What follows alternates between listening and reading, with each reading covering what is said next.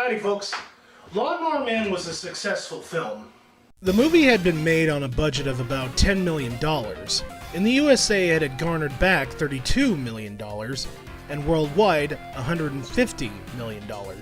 Financially, this film had made it. But on a critical standpoint, the film received pretty mixed reviews. However, it was good enough to be nominated for both a Saturn Award and a Fangoria Chainsaw Award. Bottom line, the movie was successful. Since the film had become somewhat of a hit, that opened the doors up for merchandise and, of course, an inevitable sequel. After all, Lawnmower Man did end with Jobe entering into the world's network and ringing all the phones in unison across the globe. You would think that they would continue the story from there, right?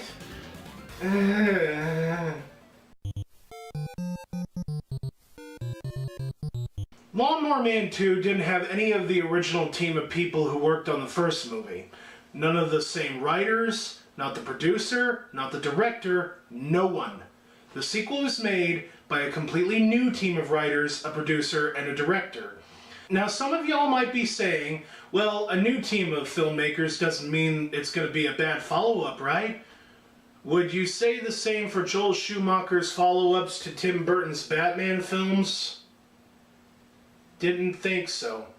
Anyway, you ready, Shasta? Okay, you're ready, I'm ready. Let's do this shit. So the movie starts off pretty normally. I don't know why it's presented in this weird box thing, but whatever. And we're treated to some stock footage from the ending of the first film.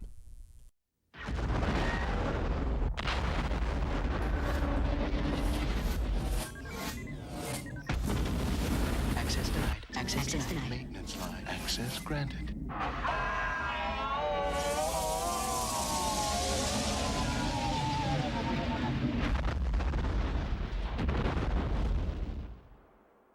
Alright, so this film is going to pick up from where the last movie left off. Now we're going to see all the phones ringing at once, right? The hell is this? Chip away from me. It's my idea, my design, What? my patent. Patent? Trace. Chiron chip? You have What? to defend your patent for the Chiron chip. The investors have financed the development of the chip. By law, if they can't be repaid, the patent belongs to them. You can't give it to them. They will pollute the vision of everything my Chiron chip stands for. Okay, what the hell does this have to do with the original movie? This scene right here wasn't even in the original film. I mean, what next? Are they gonna show Jobe in his original body and just heard from that explosion? No. They didn't. We got a live one over here. Oh my god, they fucking did! 1.5 minutes. 1.5 minutes into this movie, and I already have to address the pink elephant in the fucking room.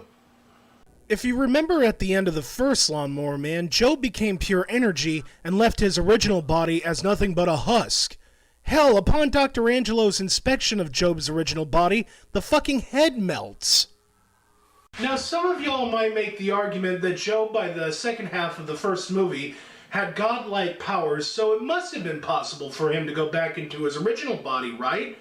Well, that argument is thrown right out the window because, as we see in the first film, Jobe, upon becoming pure energy and finding out that Angelo had set up bombs all over the building and thus trying to deactivate them, had lost any and all powers that he had in the physical world. So no, Jobe couldn't have gotten back into his original body. Mark my words, people, you're going to see continuity errors everywhere in this movie.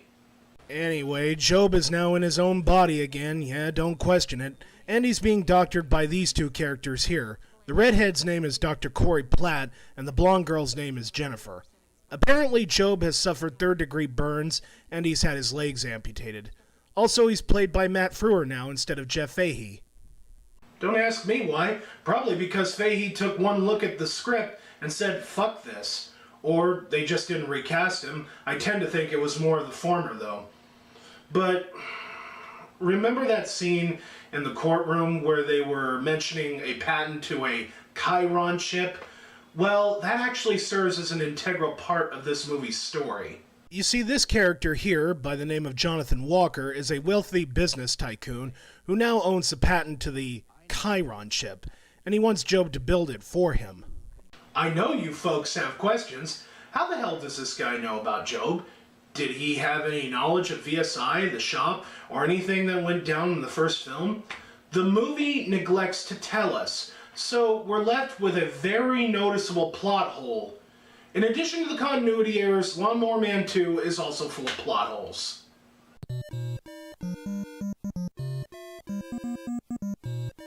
Oh, and by the way, Jonathan Walker happens to be this film's main villain. Just thought I'd throw that out there. So Dr. Platt here tells Jobe that they're going to rehabilitate his body and mind using VR, and they hook him into this geosphere.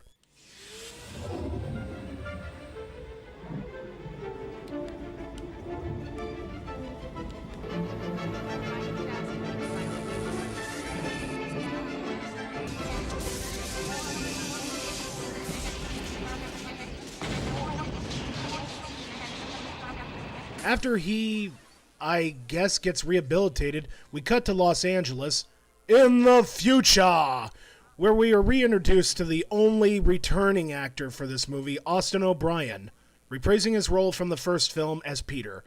Where the hell are the other characters, like Dr. Angelo and Peter's mother? They're gone. Hell, those two are barely, and I mean barely, mentioned in this film.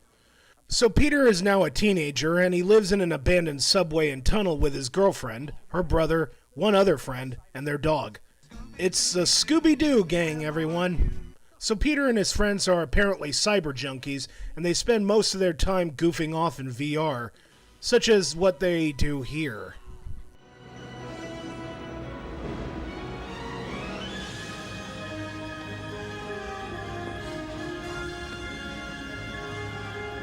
You know, in viewing this movie, I've noticed that the CG effects are a slight downgrade from what we saw in the previous movie. They're not bad, they're just average. But what we got in Lawnmower Man 1 was, in my opinion, stellar. In this, though, the effects are just ho-hum.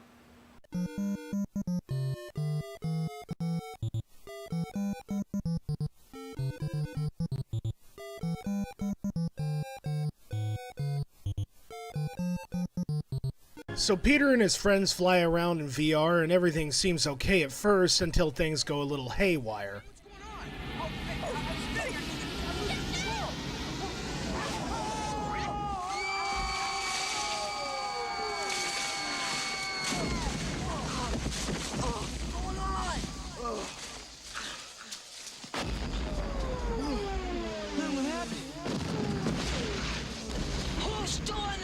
After the dog puts in a disc so that they can ride motorcycles, Peter says that no one checks out of VR until they find who's causing the problem. The kids are then chased by these two goons. Peter tries to lead them away from his friends, only to end up smacking face first into a branch. Then Jobe shows up. Out of nowhere.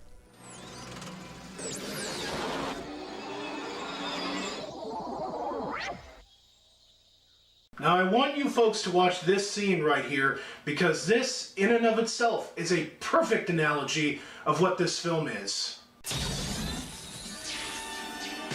Did you see it? That's this movie, everyone. It's Lawnmower Man 2. Now forget what happened in Lawnmower Man 1. Anyway, Peter and Jobe have a short reunion, and Jobe tells Peter that cyberspace is dying, and by extension, so is he.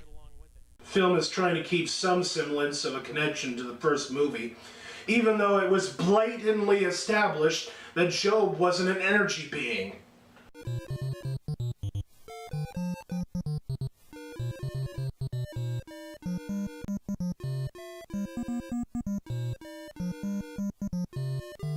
Point taken, and thank you, Shasta. So Jobe tells Peter that the only person who could stop cyberspace from dying is a Dr. Benjamin Trace. Jobe then tells Peter to find Dr. Trace and tell him that he's building his Chiron chip.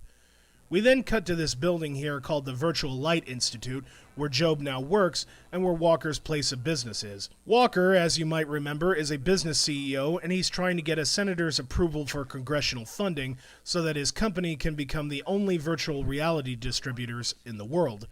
much like how AT&T is trying to become the only phone company in the world. We then get some exposition from Dr. Platt on what the Chiron chip is capable of doing for VR.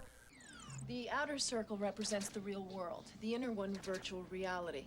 The spokes are the different pathways between the two. The Chiron chip will open up these pathways simultaneously, so a network based inside VR can be accessed by everyone. After that bit of techno-babble, we see Peter looking for Dr. Trace in the desert.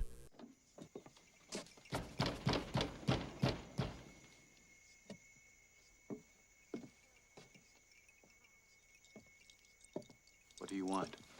Yeah, that not quite Mel Gibson is our Benjamin Trace, played by Patrick Bergin. So it turns out Trace was the inventor of the Chiron chip, but he lost the patent to it, and now he lives in seclusion. He also apparently became a hippie. Call me Trace. Trace. Well, Peter, you know, it's all here. All the answers. In the earth, in the water, and in the air. Yeah. So Peter tells Trace that cyberspace and Jobe are dying, and that he needs his help. Trace, however, refuses and says, "Technology consumes the soul, man," and sends Peter away. But before leaving, Peter gives Trace a disc of he and Jobe's conversation in VR, just in case he changes his mind.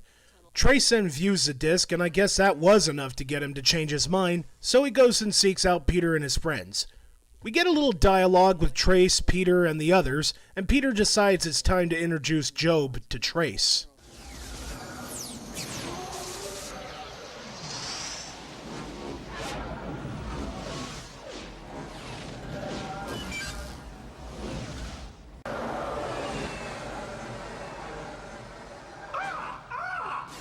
Welcome to my world, Peter. Did you bring the good doctor? No, he's watching. He won't jack in. And jack in, jack off. What's the difference? You know, I feel the need to mention this. Jobe's character has been completely changed. If I could describe Jobe in any way from the first film, is that he, after becoming a genius, was a calculating, pragmatic, and a very matter-of-fact kind of person.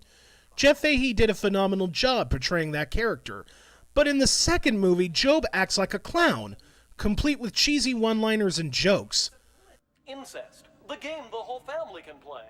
My brother's my daddy. Matt Frewer tends to act more like Max Headroom than he does Jobe, though that shouldn't surprise anyone, seeing as that Max Headroom was one of Matt Frewer's first acting gigs. I guess what I'm trying to say is that Matt Frewer didn't hold a candle to Jeff Fahey's portrayal of Jobe. That should come as no surprise, though, seeing as that this entire film doesn't hold a candle to its predecessor. But I digress. Let's get back to the review. After being introduced, Trace has inferred that neither Jobe nor cyberspace are really dying, so he asks Jobe what's really going on. Jobe mentions Egypt, a hidden nano-routine in the Chiron chip's design, and asks Trace what he knows about it. Trace, however, says he won't give any info on Egypt and proceeds to tell Jobe that he's insane. This pisses Jobe off, and he decides to kill Trace and the kids using a runaway metro train that he hacked into. Stop it! Redneck, I can't stand it! Shush. I thought you said the trains didn't run through these tunnels. They don't.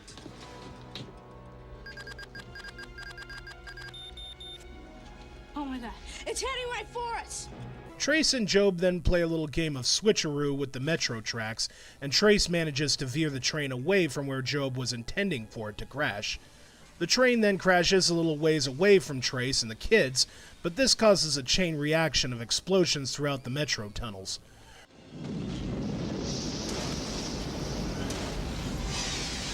Come on, Trace, go! Get out of there! Get out!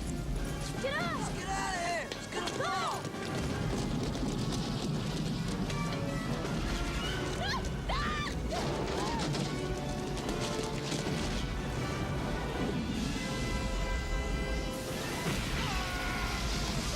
Fortunately, Trace and the kids manage to escape, and we cut to them driving around LA in Trace's van.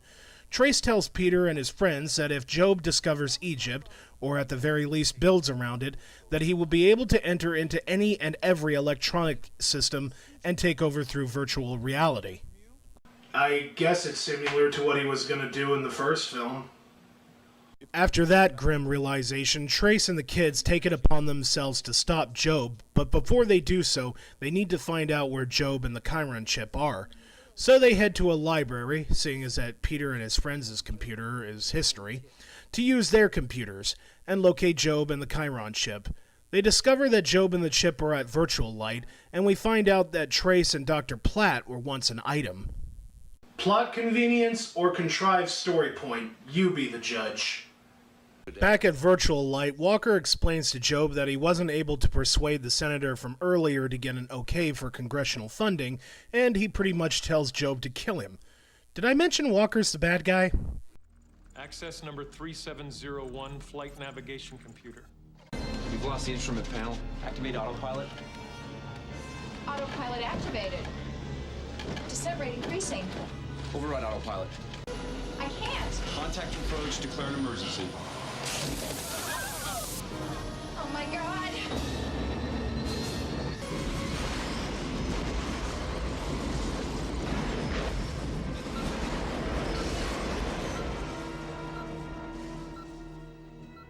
Later, Trace catches up with Platt and tries telling her what Jobe is planning to do. She, of course, doesn't believe him, being that he and she are no longer in a relationship, and she drives off, though not before Peter and his friends can put a tracking device on her car.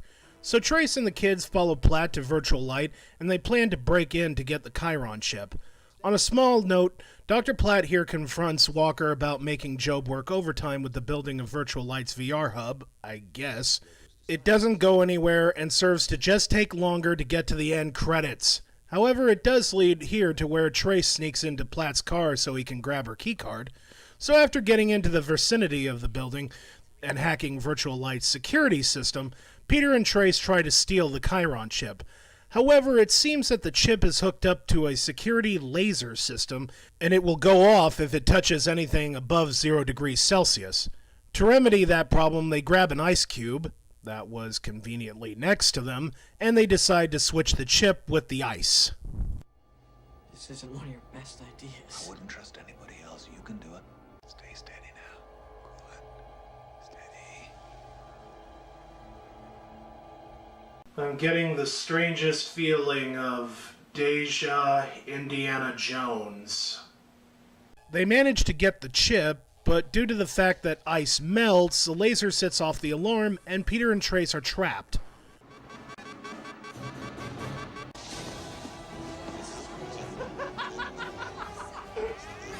Jobe takes control of the laser, I guess because it's a weapon as well as an alarm. and he tries to kill Peter and Trace with it. Dr. Platt, however, shows up just in the nick of time to save our heroes, though. She gets them out all right, and they all escape through a garbage chute.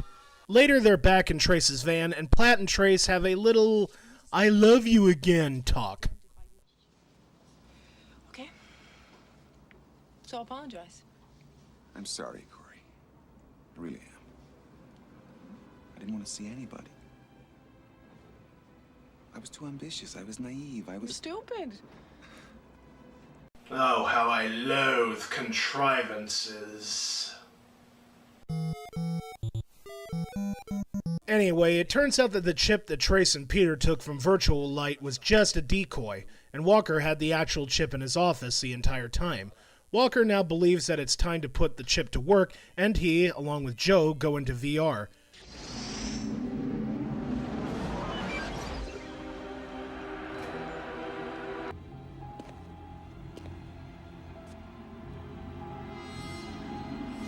The future is now.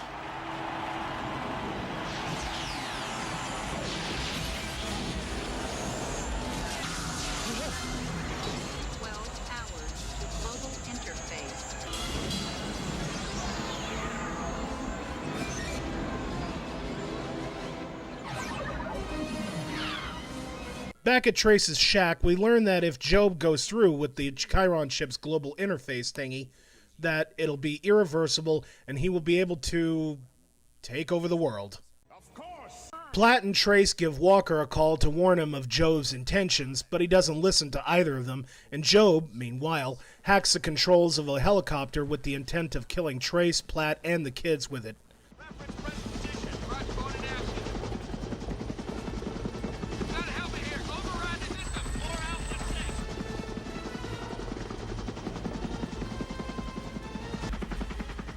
Let's get out of here.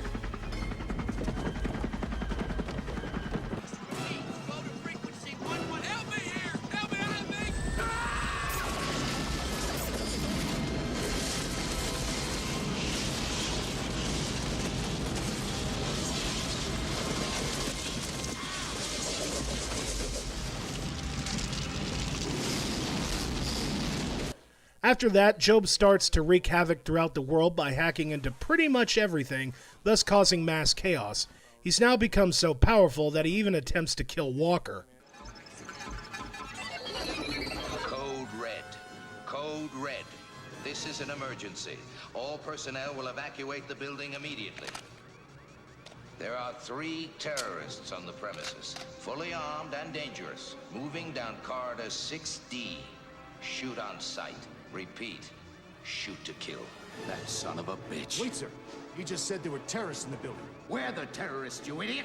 Give me that gun. There are 3 terrorists on the premises. Shoot on sight. Repeat. Shoot to kill.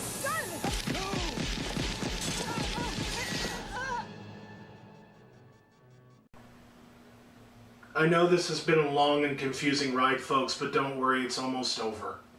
So Jobe now starts to preach the VR gospel, so to speak, and people around the world actually start jacking into virtual reality and turning to him as a new messiah. Trace and the rest of the group finally get the bright idea to enter VR and stop Jobe before he actually goes through with world domination. They enter into Jobe's inner sanctum as he's giving a sermon, and a sword fight between Jobe and Trace ensues.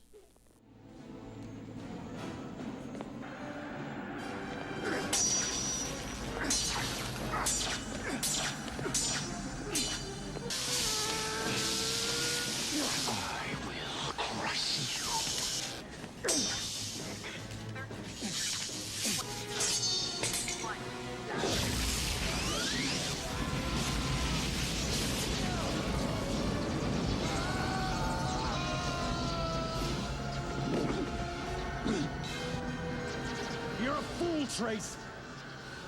I don't need the Chiron chip anymore.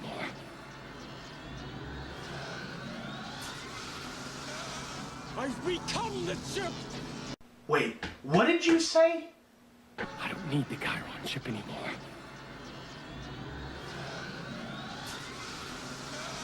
I've become the chip! You've become the chip. I've become the chip! He's become the chip. He's become the chip.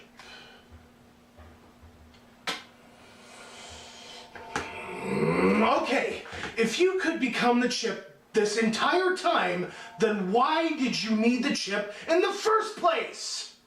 That's it. I'm ending this right now. I cannot take this train wreck of a movie anymore. You're getting the abridged version of the ending, folks. So Jobe tries to kill Trace, but it doesn't work. A bunch of lights start flashing, and Jobe gets electrocuted. Trace and the kids have apparently saved the world, so they jack out of VR. They go and check on Jobe, who's now back to his good self. They never explain why, but Walker is still alive. And because he's the main villain, he grabs Peter, holds him as hostage, and demands that they hand over the Chiron chip. But Jobe saves Peter by pulling Walker's leg, and he falls over onto some electrical shit and dies. And they all live happily ever after. The fucking end. Lawnmower Man 2 gets a T for terrible. What else can I say? I'm almost speechless on how bad this film is. But Shasta and I are not the only ones who've sat through this crap heap.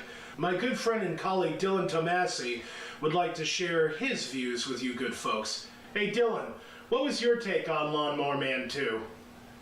Hello everybody, it's D-Laps here, and my good friend Redneck asked me to review Lawnmower Man 2. Well, honestly, it's a complete piece of shit.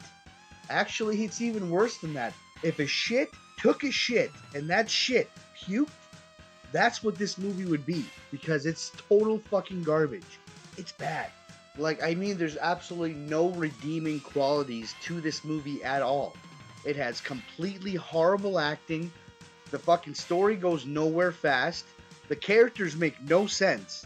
Most of the cast are these little homeless kids, and they're like, hey man, we don't need food, we need VR. We can float around in VR. And I was just like, what the fuck? Has the producers of this movie even seen a homeless person before? None of these kids are even dirty, man. Like, they have better lives than most people who have money. And then you got the main hero of the movie, which is just this crappy actor who made this one movie with Julia Roberts where he tries to rape her or something. It's fucking terrible. That movie sucked. This movie sucks. Every time this guy says anything in the movie, it sounds like it's been dubbed over. And something else that I hate about the main actor is his facial expression. It's like he's watching that video, Two Girls, One Cup. You know, the one where the girls, take a shit and they eat it. He just has this fucking shocked look on his face, like he's serious or something. I just hate him. He's a really bad actor. I hate him. Every time I see him, he sucks ass. And then we go to the main villain, Jobe. He's supposed to be the coolest character in the movie, and he's just ridiculous. They made him to like a weird psychopath. He was never a weird psychopath in the first movie. He was kind of like an eccentric, crazy guy who just wanted vengeance over the people that fucked him over, but then he had that plan to take over everyone's mind with the, ringing of the phones. Like, they made him the devil in this movie. There'll be more than one scene where he's like watching a monitor and he'll just start smirking and laughing at people dying. Like real fucking gay kind of smirk. He'll be like, like the fakest, stupidest laugh you can imagine this guy produces. So basically, they did a complete 180 with the character. He's completely different from the first movie. Yes, it is a different actor, but his personality's completely different. Maybe the writers and director wanted him to be more funny and outgoing, but it just comes off as fucking slapstick and corny. And now the biggest offender of them all in this movie is their sad attempt at special effects. And when you see those kids flying around in the virtual world going, wee, it's so fucking bad. It's so bad. Like, there's so many laughable moments in this entire movie. Like, for instance, Jobe's huge diabolical plan to make people riot in the real world so they have to go to the virtual world because it's better there or something. I don't fucking know. It just doesn't make any sense. Like, the all one thing, they're going to go to this world and everybody's just going to have food and water and be able to take a shit there. Like, it's completely stupid. It's like fucking so Oh man. Okay, so there are some, more like one redeeming quality about this whole movie. Fuck, it's funny. Is the fact that there's one line that is actually decent and it seemed like it belongs in a movie that went to theaters. This actually went to theaters, this piece of shit. Yeah, because I saw it in theaters. Yeah, believe me, it sucks. So, here's the scene. Tell me what Egypt means, Doctor, before I get really fucking pissed off! There you go. I just did you a favor. You never have to watch this piece of crap because I just showed you the best part of the movie and the only part you need to see. So, you're welcome. Yeah. So, I give this, I would have to say, well, I've been pretty up and down with it. I think this whole review, like, positives and the negatives. Yeah, it's a piece of shit. It gets a 0. It gets a fucking 0. It doesn't even deserve to exist. They destroyed the franchise by making this movie. I actually watched this in theaters as a kid, and I'm a gullible little kid. I like almost anything, and I was scratching my head thinking, what the fuck am I watching? You know what I mean? Like, it was bad. So yeah, 0, man. I'd like to thank Redneck for having me on his channel. I appreciate it. Me and him going back and forth has been great. Thanks a lot. And if you guys enjoy this, man, please give a thumbs up, man. Redneck deserves it. He has a great channel. All right, guys, have yourself a wonderful day. And I'm D-Laps or Dylan Tomasi or whatever you want to call me. Have yourself a good one. Yeah. The movie sucks ass. In watching Lawnmower Man 2, I can't help but believe that it possibly, and I can't stress that word enough, possibly all could have worked as its own entity. I mean, they already had a high production value, and they also had a really convincing cyberpunk aesthetic, which, by the way, I will praise that one thing for this film. All they would have had to have done was tweak the script a little bit, take out any reference to Lawnmower Man, and make the dialogue for the characters less silly. I think then we could have had, at the very least, a halfway decent movie. But we'll never know. What I do know is that Lawnmower Man 2 is a prime example of how a sequel can take a franchise from hit to shit. Well, folks, that's it for this review, but our little Christmas shindig ain't over yet. We still got one more review raring to go, so stay tuned as we take a gander at the Lawnmower Man video game. See you guys in the next review.